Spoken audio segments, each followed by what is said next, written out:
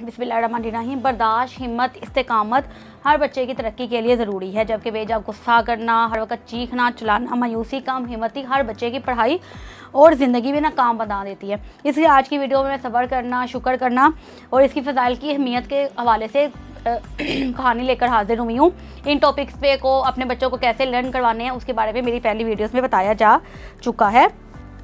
एक कामयाब ज़िंदगी यकीनन इन सिफ़ात के बगैर गुजारना नामुमकिन है। अपने बच्चों को ये खसूसियात डेवलप करवाना हम माँ बाप के लिए बहुत ज़्यादा ज़रूरी है। एक नज़म है बहुत अच्छी जो मैंने स्पेशली आपके लिए, अपने बच्चों के लिए बहुत मेहनत से सर्च आउट की है, तो वो पहले मैं आपको बहुत सुनाती हूँ, अपने बच्चों को भी सुनाएं। कितना अच्छा सब्र का फल है, कितना प्यारा सब्र का फल है, केला, तरबूज, आम और चीकू सबसे मीठा सब्र का फल है।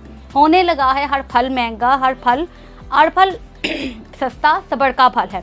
मिलता है फिर हर फल इसको जिसने पाया सब्र का फल है।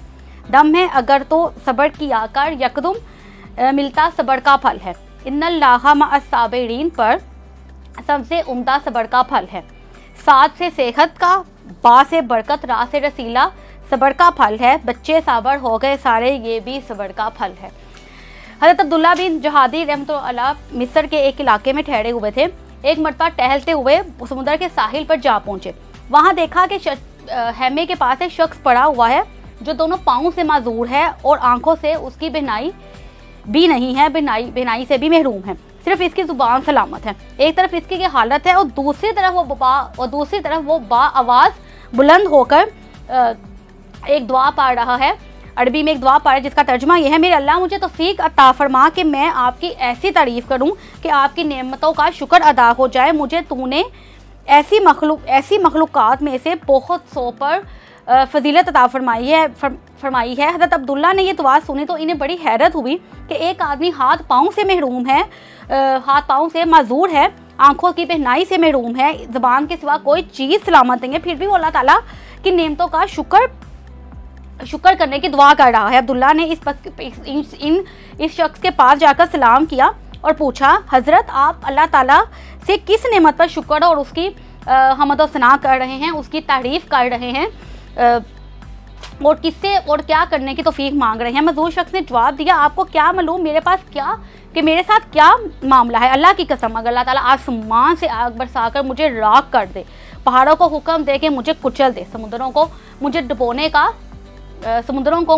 का हुक्म दे दे और ज़मीन को मुझे निगलने का कह दे तो मैं क्या कर सकता हूँ? मेरे माजूर जिस्म में ज़ुबान के अलावा कुछ नहीं जो बिल्कुल सही और सलामत है, तो क्या मैं इस ज़ुबान से अल्लाह ताला का शुक्र अदा ना करूँ? तो प्यारे बच्चों, अल्लाह वाले कितना सब्र करने वाले होते हैं, हाल में अल्लाह ताला से राज़ी होते हैं, इसकी हम्मत व सना करते हैं। दोनों हाथ पाँव से माजूर, आंखों से महरूम के होने के बावजूद ये बुजुर्ग अल्लाह ताला की हम्द व सना और उसकी तारीफ़ कर रहे थे और बेसब्री और नाशुक्री नहीं करते थे। इसलिए हमें भी अल्लाह ताला की हर हाल में अल्लाह ताला से हर हाल में राज़ी रहना चाहिए, हर तरह की मुश्किल में सब्र से काम लेना चाहिए और अल्लाह ताला की हम्द व सना करते रहना चाहिए। और जब किसी मजबूर शख्स को देखे तो ये दुआ पढ़ें, अल्हम्दुलिल्लाह खिल्लाज़ी आफ़ीनी मिम बब्तल्लाका बिही व फज़ल्लानी आला कसीरी मिम्मन हलाका तफसीला।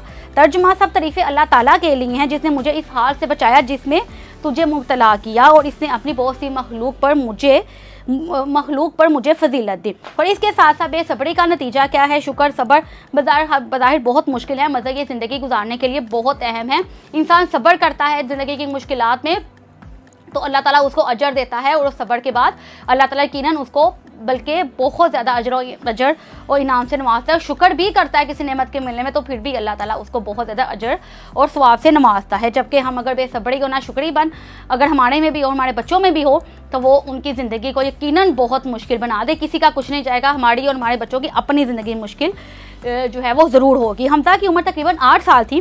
वो पाकिस्तान के शहर कराची में रहता था। घर के करीब एक स्कूल में तालीम हासिल कर रहा था तो हमज़ा की वालदा हमज़ा की बहन का सबक सुन रही थी। हमज़ा ने स्कूल से आते ही शोर मचाना शुरू कर दिया, अम्मी खाना। वालदा ने कहा, बेटा थोड़ा सब्र कर लो, मैं आमना को सबक सुनकर, आमना का सबक देकर आपको खाना देती हूँ। मगर हमज़ा बहुत जल्दबाज था, सब्र करना इसको कहाँ आता था।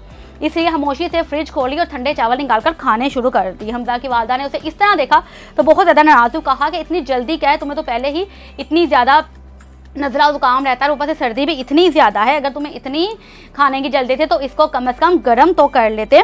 अगर तबीयत ख़राब हो गई तो अगर तुम्हें तो क्या होगा, तुम्हें तो पहले ही रेशा और नज़ला ज़ुकाम और खांसी की शिकायत रहती है। जब रात को सब सो गए तो अचानक हमजा को बेचैनी शुरू हो गई नज़ले की वजह से। इसका दम घुटने लगा, कुछ देर तो इसी हालत में रहा और जब सांस बाहर हुआ तो उसने ऊंची ऊंची आवाज़ें लगानी शुरू कर दी, अम्मी मैं मर जाऊँगा, अम्मी मैं मर जाऊँगा, अम्मी मैं मर जाऊँगा। हमजा की वादा भी सोने के लिए लेटी ही थी तो इस आवाज़ों ने तो उनको बेचैन कर दिया। दौड़ती हुई आई, जब दरवाज़ा खोलकर देखा तो हमजा का चेहरा सुर्ख हो रहा था, आंखों और नाक से नज़ला जारी हो रहा था। हमजा की वालिदा ने तसल्ली दी कि तुम्हें कुछ नहीं होगा, ये बीमारी यकीनन अल्लाह की तरफ से है, लेकिन इसका सबब तुम्हारी बेसब्री है। अगर तुम्हें ठंडे चावल ना खाए होते तो और थोड़ा सब्र कर लेते तो ये हालत ना होती। इसके बाद उन्होंने वुज़ू किया, 2 रकात नमाज अदा की और अपने बच्चे की सेहत के लिए दुआ मांगी। रात के आखिरी पहर में कहीं जाकर हमजा की हालत बेहतर हुई, संभली तो फजर की नमाज के बाद उसने अपनी अम्मी से माफ़ी मांगी, अल्लाह ताला से माफ़ी मांगी कि मैं अपने किसी भी मामले में बेसब्री का मुजाहिरा नहीं करूँगा। यकीनन मैंने पूरी रात तकलीफ़ में गुजारी है हमजा की, और अहद किया कि आइंदा वो ऐसी गलती, ऐसी बेसब्री का मुजाहरा नहीं करेगा। प्यारे बच्चों, इस वाक़े से ये सबक मिलता है कि खाने या दूसरी ज़रूरत के वक़्त कभी भी जल्दबाजी और बेसब्री का मुजाहरा नहीं करना चाहिए, बल्कि अपने ऊपर काबू रखना चाहिए। अगर ऐसा करें तो कई परेशानियों, उलझनों से बच सकते हैं, क्योंकि सब्र का फल यकीनन मीठा होता है। Thank you very much.